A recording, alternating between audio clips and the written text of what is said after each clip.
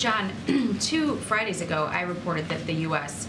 was urging Israel to delay a ground invasion. The day after, the officials here issued statements to other outlets denying that was the case. In the days, week plus since, other outlets have started to report the same information that I had, but today you're not confirming any of those reports.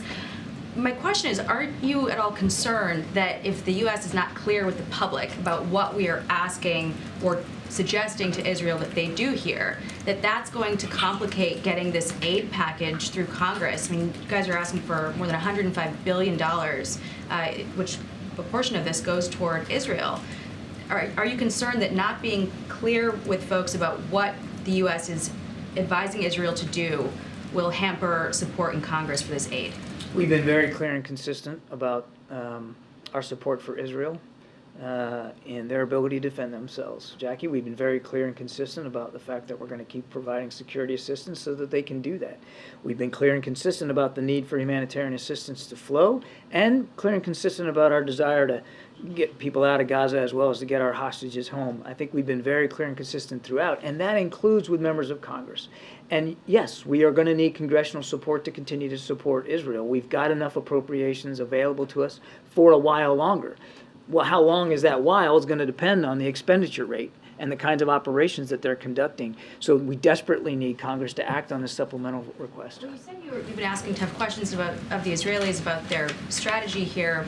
Are you liking the answers that they're giving you? No, I'm not going to talk about the details of the conversations that we're having. Again, these have been clear and consistent conversations. Again, making sure that they have what they need and that they are thinking through.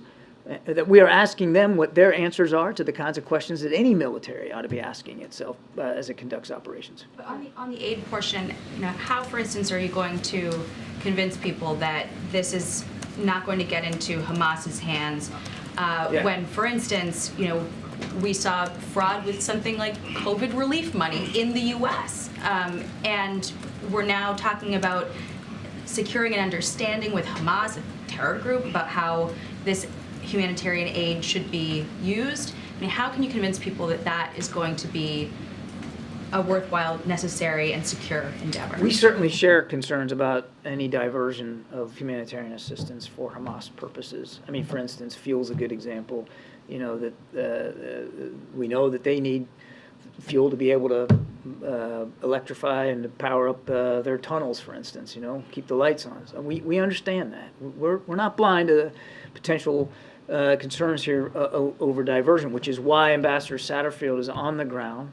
His whole purpose is to make sure that that humanitarian assistance can get to the Palestinian people. We have seen no indications as of today that any of the trucks that Karine talked about, any of the material in those trucks, have been diverted to Hamas or been absconded by Hamas. That, in fact, every indication that we have is that it has, in fact, gone to the Palestinian people who are in desperate need for it. I would remind folks that we have trusted partners on the ground, humanitarian aid organizations, and of course the UN Relief Agency is on the ground, and they very much are taking a personal stake, a professional personal stake, in making sure that that aid is getting where it's needed.